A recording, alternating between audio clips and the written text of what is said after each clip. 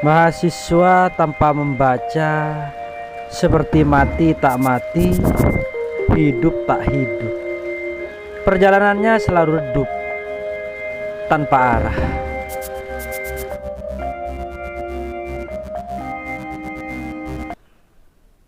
Menjadi mahasiswa berkualitas merupakan impian banyak generasi muda. Namun, menjadi mahasiswa berkualitas itu tidak semudah kita membalikkan telapak tangan. Kenapa? Karena keinginan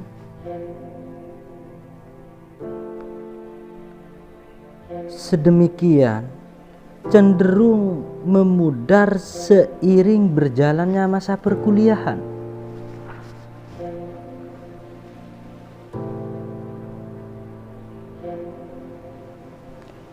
Kenapa kok bisa seperti itu? Karena terkadang kita kuliah cuma hanya iseng-iseng saja. Ingin kuliah karena mengikuti tren yang ada. Kuliah ingin menyombongkan diri sebagai mahasiswa. Nah, itu yang menyebabkan keinginan kita menjadi mahasiswa berkualitas itu pupus.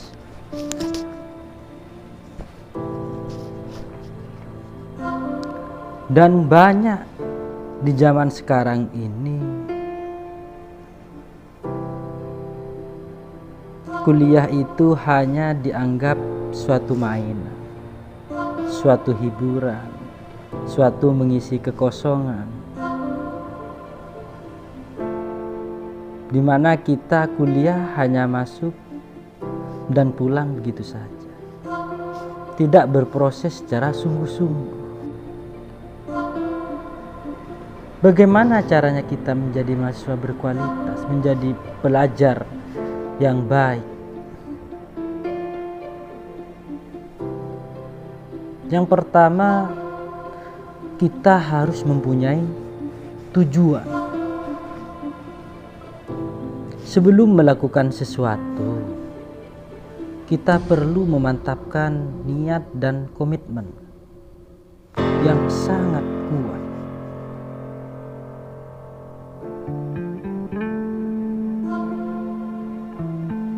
Kita perlu menetapkan tujuan yang ingin dicapai selama menjadi mahasiswa.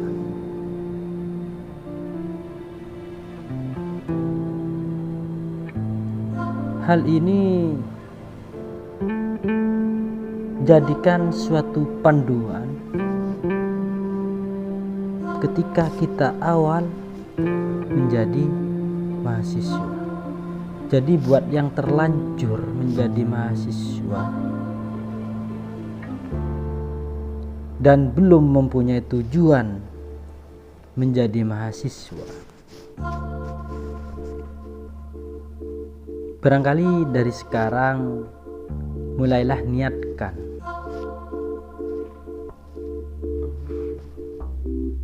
cari tujuan kalian menjadi mahasiswa. Selanjutnya, mengembangkan diri kita melalui organisasi dan komunitas-komunitas yang ada di sekitar kita. Itu poin yang kedua. Kenapa kok seperti itu? Karena tidak mungkin seseorang itu sukses dalam capaian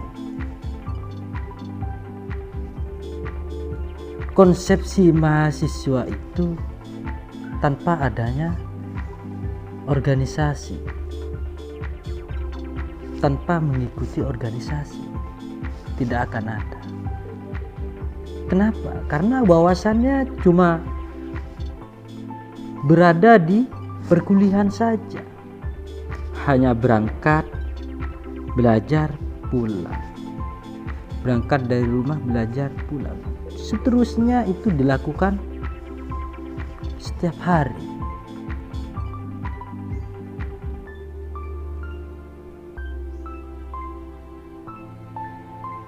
Jadi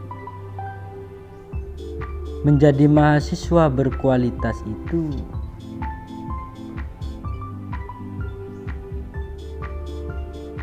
harus mampu memanfaatkan kesempatan untuk bergabung pada organisasi dan komunitas yang ada di sekitar kita, baik yang bersifat intrakampus maupun ekstrakampus.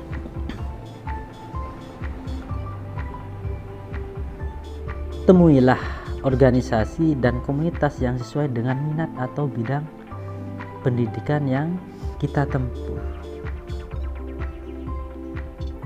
Ataupun tidak sesuai, tidak apa-apa, karena semakin banyak kita mendapat wawasan, maka semakin banyak pengalaman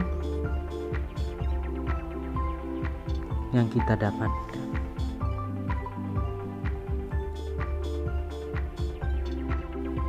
Di sisi lain, dengan bergabung ke dalam organisasi, kita akan terlatih untuk bersosialisasi dan berinteraksi di ruang lingkup masyarakat, termasuk belajar mengatasi masalah yang kadang hadir sebagai dinamika organisasi.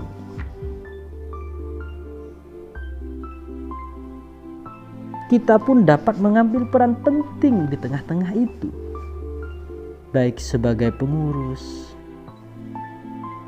panitia, dan sebagai narahubung antara organisasi ke masyarakat.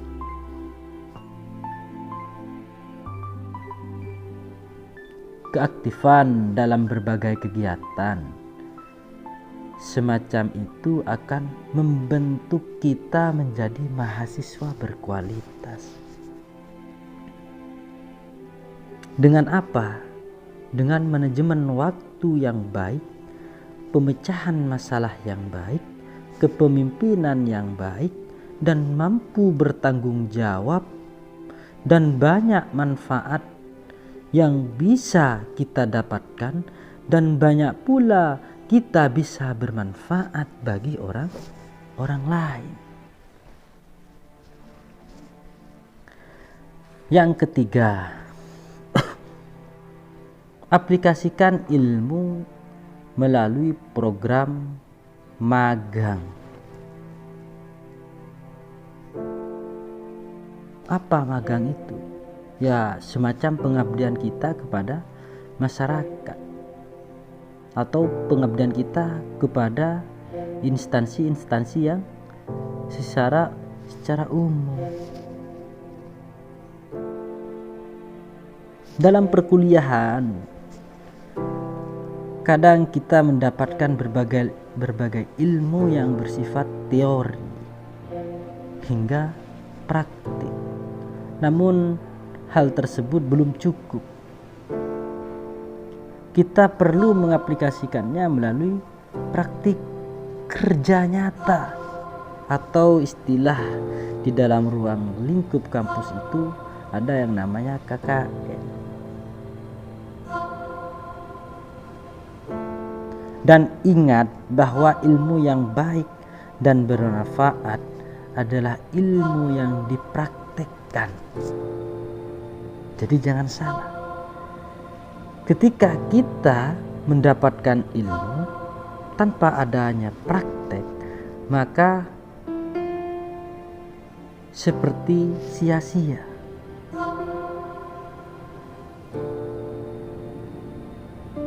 Apakah mencari ilmu sebanyak mungkin, mencari pengalaman sebanyak mungkin itu salah ketika tidak dipraktekkan?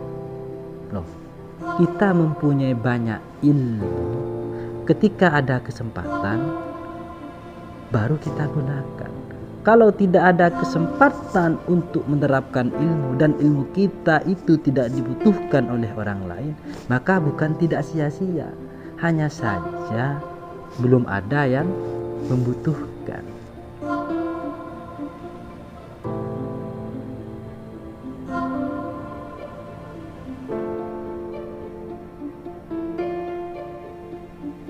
Yang keempat yaitu menjadi mahasiswa yang berkualitas itu harus mempunyai kepribadian dan karakter yang baik.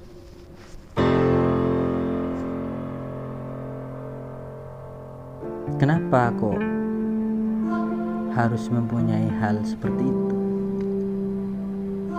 Karena menjadi mahasiswa berkualitas itu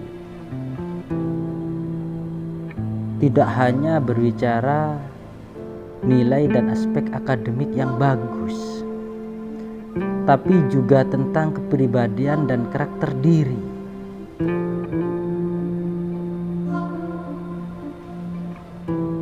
Aspek tersebut merupakan aspek yang sangat esensial dalam hidup. Berbicara kepribadian dan karakter yang baik akan membawa kita pada kebaikan dan kemudahan dalam hidup ke depannya. Kita mungkin mendapatkan rekomendasi kerja atau teman-teman yang secara sukarela membantu aktivitas kita.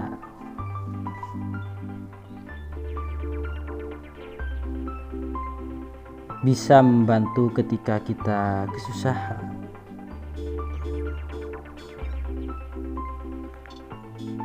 Kenapa kok bisa seperti itu?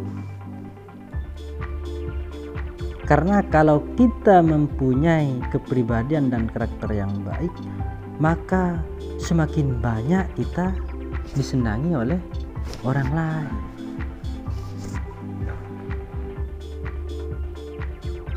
Sebaliknya, tanpa karakter yang baik, kita mungkin akan mengalami kesulitan dalam mewujudkan hal-hal yang kita inginkan, justru mengalami kendala dalam bersosialisasi dengan pihak-pihak terkait.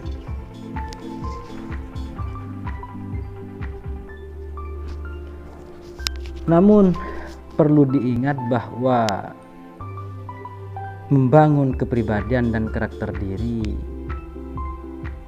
tidaklah mudah. Kita perlu mengasahnya setiap hari melalui berbagai kebiasaan positif seperti membaca buku-buku, mengembangkan diri dan menerapkannya dalam kehidupan sehari-hari. Itulah hal yang akan membentuk kepribadian dan karakter kita. Selanjutnya poin yang kelima yaitu suka membaca. Seorang mahasiswa tidak suka membaca, maka sama halnya mahasiswa tersebut hidup tak hidup, mati tak mati. Kenapa kok bisa seperti itu? Karena membaca itu bagian dari pengalaman yang terkuat, sehingga bisa membawa kita mengetahui masa lalu yang sudah kita lewatkan. Kok bisa seperti itu? Salah satu contoh, apakah kita akan tahu sejarah Nabi Muhammad tanpa membaca? Apakah kita tahu tanpa membaca sejarah filosof-filosof Muslim? Apakah kita tahu tentang ilmu yang ada di muka bumi ini tanpa membaca? Tidak akan. Dan misalkan ada yang bertanya, loh, kan bisa melalui pendengaran, kita mendengarkan tanpa membaca. Kalau hanya mengandalkan pendengaran, kalau kita hanya mendengarkan, belum tentu apa yang kita dapatkan itu benar.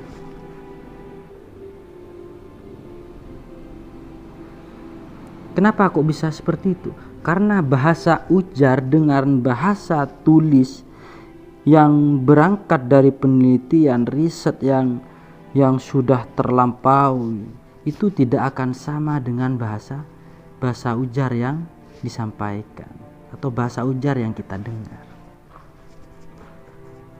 Makanya di dalam tulisan itu ada yang namanya referensi. Jadi sumbernya jelas.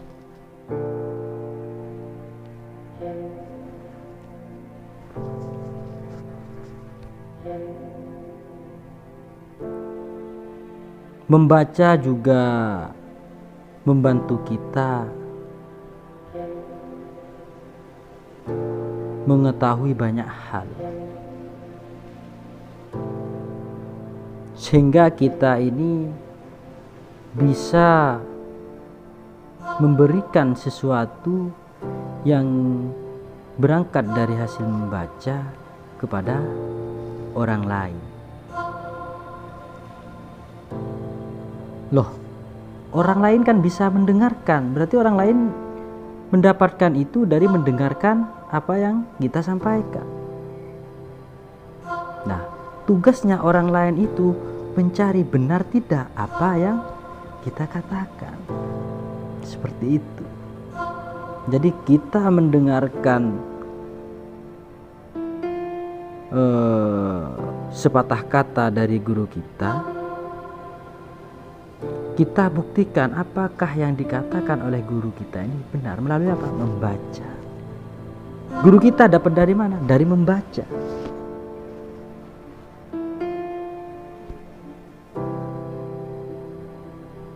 Selanjutnya yang keenam, produktif menulis. Atau mahasiswa itu harus bisa menulis. Mahasiswa tanpa bisa menulis, maka selamanya mahasiswa itu tidak akan berkualitas. Tadi saya sudah sampaikan bahwa mahasiswa yang tidak suka membaca itu seperti hidup tak hidup, mati tak mati, berada di tengahnya. Seperti apa? Seperti patung yang bernyawa.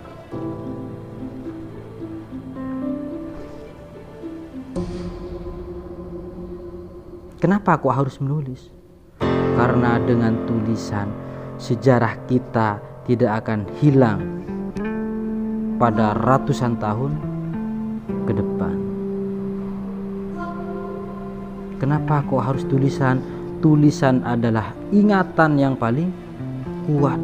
Kalau kita hanya mengandalkan otak kita untuk menampung apa yang kita dapatkan dari alam yang ada di bumi ini, maka otak kita akan lumpuh, tidak akan kuat, kecuali tulisan. Makanya saya berpendapat bahwa tulisan itu merupakan ingatan yang paling kuat. Pram pernah mengatakan bahwa hidup tanpa menulis akan hilang dari sejarah. Ya memang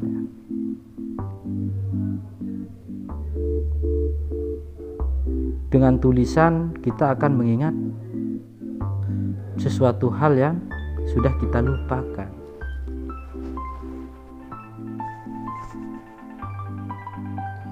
Dan yang terakhir, menjadi mahasiswa berkualitas itu mampu menahan ego kita, mampu tidak menyombongkan diri kita, mampu selalu rendah hati terhadap sesama. Itu poin yang ketujuh. Jadi semakin kita berilmu, semakin kita berkualitas, maka semakin kita menunduk. Itu mahasiswa yang berkualitas.